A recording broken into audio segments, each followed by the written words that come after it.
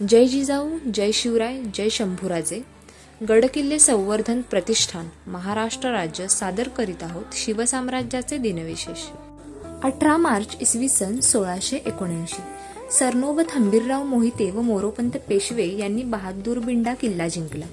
कर्नाटक मोहिमेवर महाराज असताना सरनोबत हंबीरराव मोहिते व मोरोपंत पेशव्यांनी कोप्पळजवळील तुंगभद्रा नदी काठावरील बहादरपूर किल्ल्यावर जोरदार हल्ला चढवून तो किल्ला जिंकून घेतला. यामुळे पन्हाळा प्रांतापासून जिंजीपर्यंतची सलग भूमी स्वराज्यात दाखल झाली. 18 मार्च इसवी सन 1689 18 मार्च 1689 रोजी खर्डी गाव सोडून मातबरकान पुढे निघाला. माहुली गडावरून 1000 घोडेस्वार सैनिक आक्रमण करण्याकरता निघाले असल्याची वार्ता त्याला कळली. मराठी सैनिकांनी अवघड खिंडीचा व ठिकाणांचा आश्रय घेतला होता. हे वृत्त मातबर खानाला समजल्यावर त्याने हाजी अहमद बेग, विक्रम श्रीपत हा जव्हारचा जमीनदार आणि इतर अधिकाऱ्यांना घोडेस्वार, पायदळ आणि बंदूकधारी सैनिकांसह लढण्याकरता रवाना केले. तेव्हा सुमारे 3 तास बंदुका आणि बाणांचे युद्ध झाले.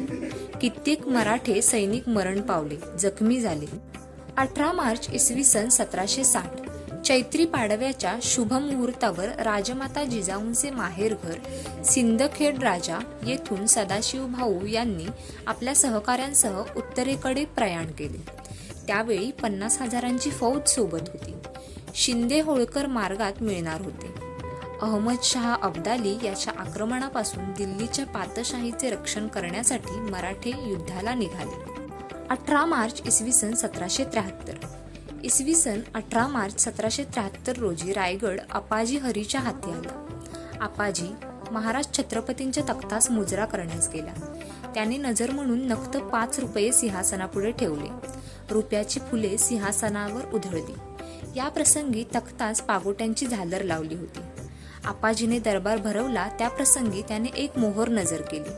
भालदार व चोपदार यास त्याने 18 रुपये बक्षीस दिले. सैन्यात असलेल्या हंसाजी खैरा यास त्याने रायगडची हवालदारी सांगितली. रजा परवानगीचं काम त्याचे हातून घ्यावयाचे ठरले.